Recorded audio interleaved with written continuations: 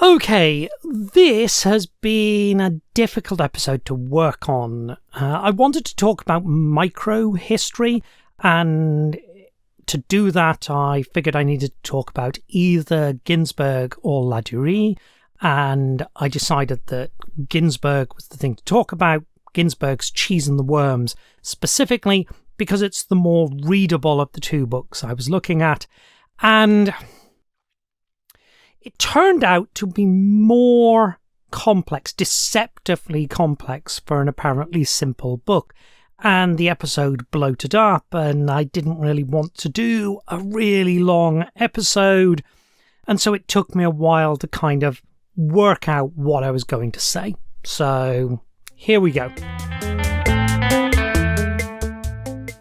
In 1582, Domenico Scandella, known as Minocchio, a well-to-do peasant from a small hill town in northern Italy, was ordered in front of the Inquisition.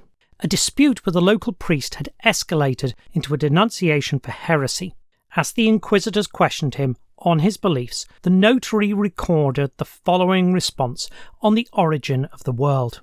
In my opinion, all was chaos, that is, earth, air, water and fire were mixed together, and out of that bulk a mass formed, just as cheese is made out of milk, and worms appeared in it, and these were the angels.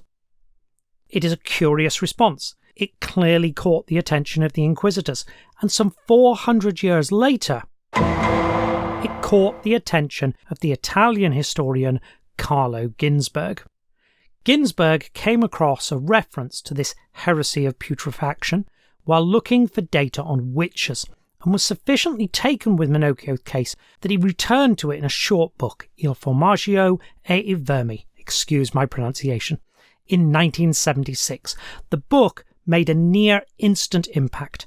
In 1979, an abridged English translation was published, the Sofri translation, and then a full translation in 1980 by the Tedeschis. It is often described as a founding text of microhistory, though it is not consciously a work of microhistory. The structure of The Cheese and the Worms is relatively simple. In the Tedeschi translation, it is divided into 72 numbered sections, which, as far as I know, are from the Italian, though they are omitted in the Sofri translation. The first 10 sections are on methodology, and I think it's notable that all but section 1 are omitted in the abridged version. And section 1 begins. In the past, historians could be accused of being interested only in the deeds of kings. Things have changed now, of course. Historians are increasingly fixing their attention on matters their predecessors had avoided mentioning, rejected, or simply ignored. But it is not easy to extend an investigation far enough downward to reach the behaviour and attitudes of the lower classes. I don't want to tackle methodology immediately, but I think this point, this paragraph, is central, and that is undoubtedly why it was considered indispensable in 1979. Once we're past the methodological introduction, we get 6 sections outlining what Minocchio said about his beliefs during 5 interrogations on the 7th and 16th and 22nd of February, on the 8th of March, and on the 28th of April and the 1st of May, 1584. His condemnation of church corruption, rejections of the crucifixion, the virgin birth, etc. Ginzburg spends time giving some political context after this. In relation to this, he talks about the Protestant Reformation. The Protestant Reformation, as a large-scale religious upheaval that took place in Europe, is the obvious context both for us and the Inquisitors. Yet Minocchio's ideas do not fit, and as Ginzburg writes, it seemed impossible to the Inquisitors that Minocchio, uninfluenced, should have formulated ideas so different from current ones. In section 12, based on all of the testimony, a list of 11 books that Minocchio had read is presented. This in itself is interesting, as it implies quite a bit of literacy, even in a small rural village, because while Minocchio bought one of these books himself, he borrowed many others from fellow readers.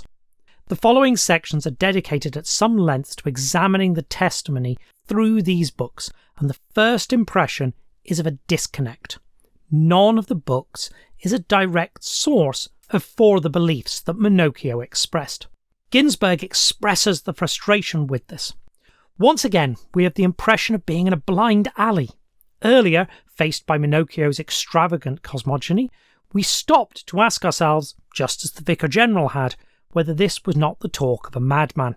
After discarding this hypothesis, the examination of his ecclesiology suggested another, that Minocchio might have been an Anabaptist.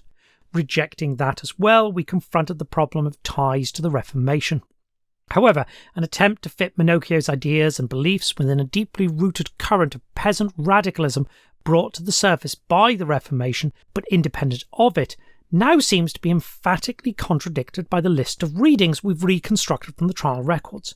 To what extent can we consider as typical such an unusual figure as that of a 16th century miller who knew how to read and write?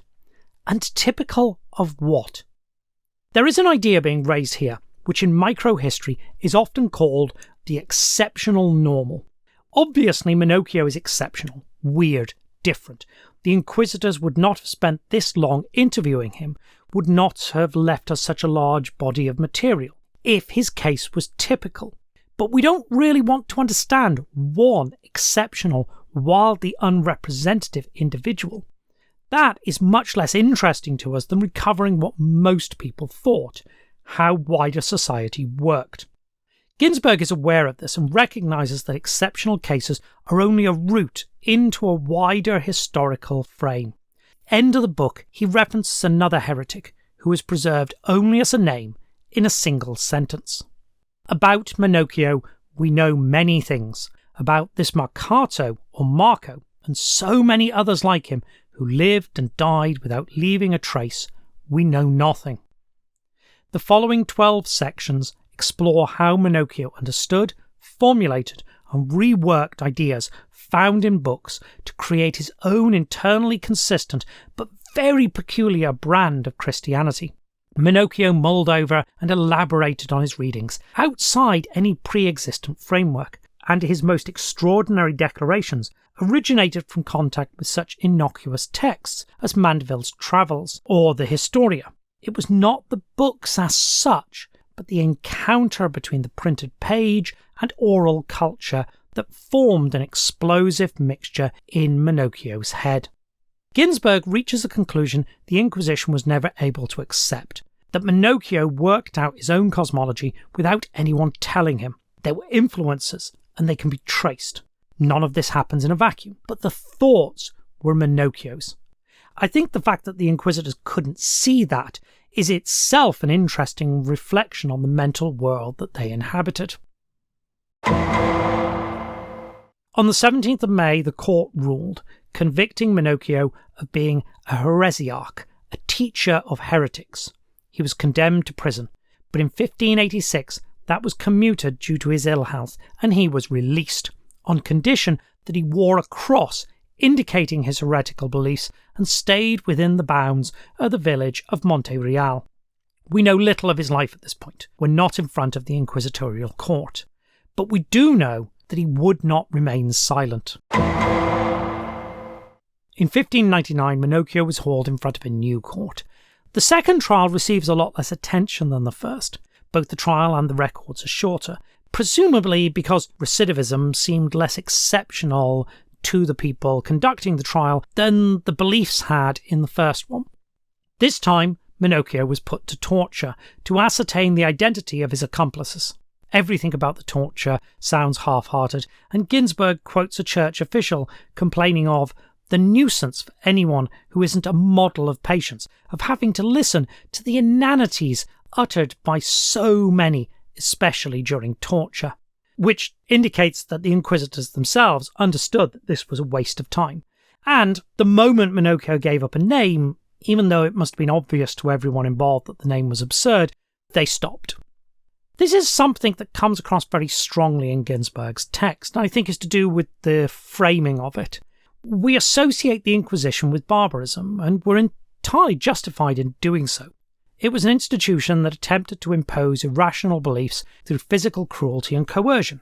But it's easy to forget that while the system was barbaric, the people who ran it were by and large ordinary people. They mostly weren't fanatics, or they were fanatics only to the degree that the system made them. And the inquisitor in charge seems to have viewed Minocchio much as we do, as a harmless old man, and was reluctant to impose the required death sentence. Ginzburg was able to find 2 letters from the Central Church authorities pressing the local inquisitor on the matter, one of them invoking the Pope's personal attention. Ultimately, the central authority in Rome prevailed.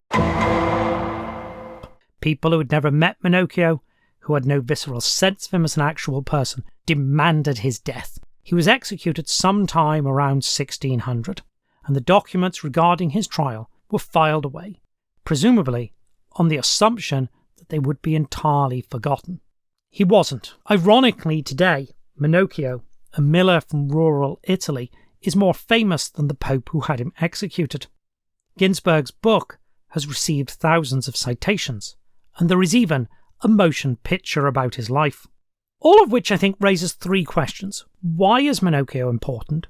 What is microhistory? And how come I found it so difficult to prepare this episode? I'm used to, when I read a text, being able to see through the surface layer of text to the influences and references that the text is making. I've been doing this quite a while and I'm quite good at it. And I absolutely did get some of those influences here, the French history of mentality, Marxist theory, the framing as a detective story. The last one is why I've been adding those bongs all the way through the episode. They come from an American procedural called Law and Order. And the procedural is the genre of detective fiction that The Cheese and the Worms most closely resembles. I think Ginzburg himself references Sherlock Holmes in this regard. But while I got all of that, I could tell there were layers of dispute and argument that I wasn't following, stuff that I just wasn't getting in the text, and subsequent reading indicated that, there was a lot going on in Italian academia in the 1970s that the text is responding to and engaging with, and that just isn't stuff I knew about. It took me a little while to feel comfortable that I could do this episode and not talk about that stuff, because that stuff would have made this far too big and far too sprawling for a single episode.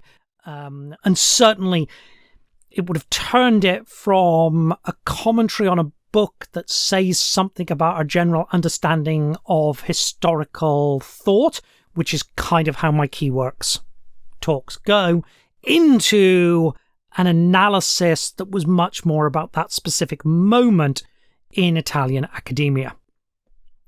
Questions of why Minocchio is important and what is microhistory. I'm going to do it in relation to very broad historiographic trends, and I'm going to ignore the very narrow, culturally specific things that undoubtedly did affect the way the book is presented.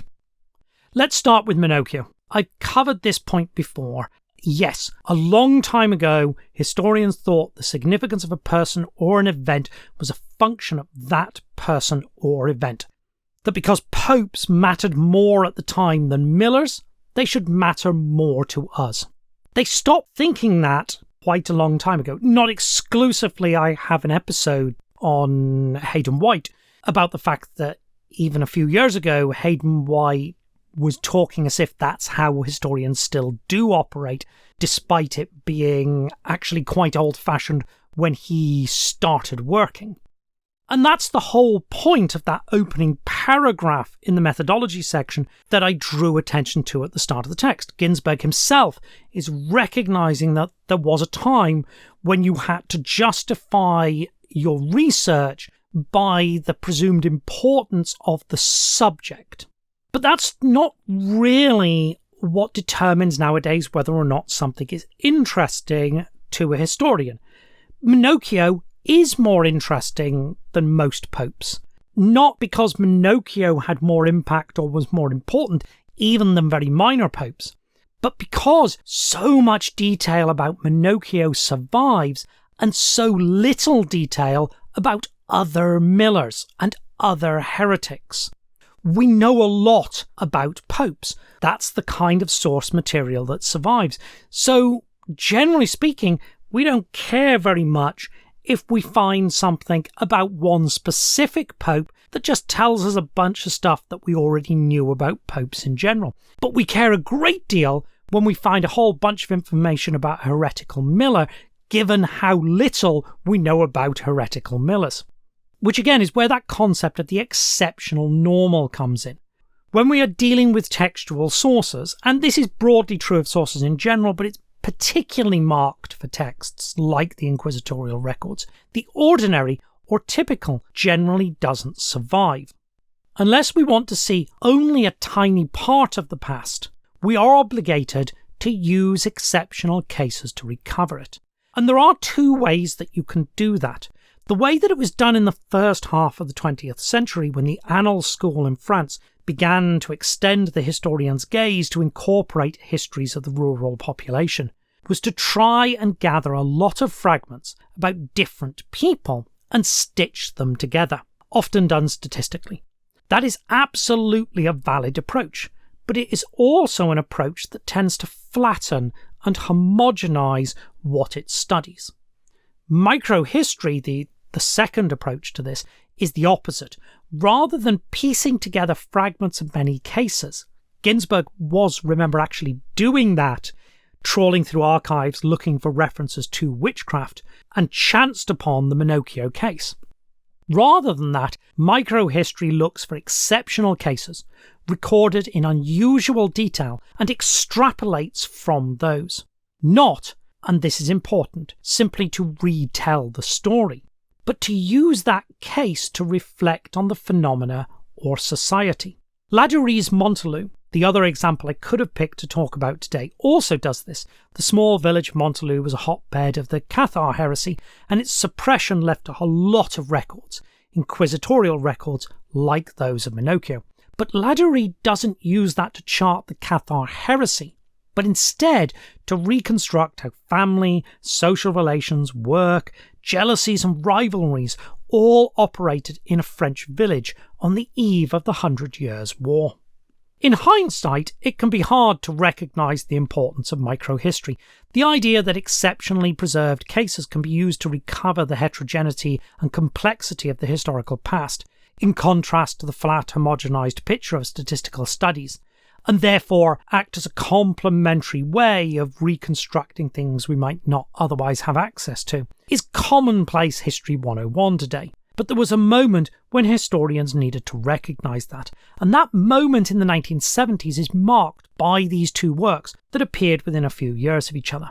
And it connects to a broader shift. The 1970s also sees feminist histories, subaltern studies, studies looking at race, ethnicity, other cultures in a historical sense, and a host of other similar shifts, all of which are at some level about historians looking at subjects that they didn't previously look at, or that they didn't look at as often as they looked at kings, public life, popes, etc. The methodological shift is one of recognising that it is us and the surviving evidence, not the past, which makes one subject more interesting or important than another. We're going to skip past the part where I look at reviews and responses to the book. This episode is on the long side, and the response is relatively complex, and it would mean going into all the details about what, in a very narrow sense, the book was engaging with. All of which I've tried to elide in favour of making this a bit more intelligible and relating to larger historical topics. Instead, let's skip ahead to the bit where I suggest a reading. I could have done this episode on Laduree's Montelou, which also uses inquisitorial records of an exceptional nature and is also seen as a foundational text for microhistory. I thought it would be redundant to do two episodes, and on balance, The Cheese and the Worms is a more readable and I think more interesting book. But in suggesting a reading, if you were going to do this with students, I would strongly suggest two parallel sections, one from The Cheese and the Worms and one from Montelou. specifically sections 27 to 33 of The Cheese and the Worms and chapter 15 on cultural exchange in Montelou, particularly the first half of that chapter. In these sections, both works are concerned with how ideas are transmitted, with the relationship between books and oral culture, with literacy, with questions of truth and authority and how people understood those things. You get a very clear sense of the history of mentality as it was understood by French and Italian scholars in the 1970s. You get a real sense of the exceptional normal, of how Ladurie and Ginzburg use these narrow windows to say something bigger and broader than the case study itself. You also get stuff you can question and make your own critical reflection on. Ladurie's treatment of gender, Ginzburg's doubtful remarks on the Indian Vedas as things you can criticise, and there are big differences between the two case studies, which suggest, through the parallel readings, a major theoretical issue in microhistory, the degree to which a single case study can be generalised. Do we learn anything about medieval Europe? Or do we only learn something specific about one 16th century miller and one 14th century village? Anyway, that is enough for today. Ginzburg is both influential and insightful, and while much of the theoretical challenge of microhistory has been adopted and internalised in historical study broadly, it's still interesting and useful to read it at a moment when it was contested. For now, thank you for listening.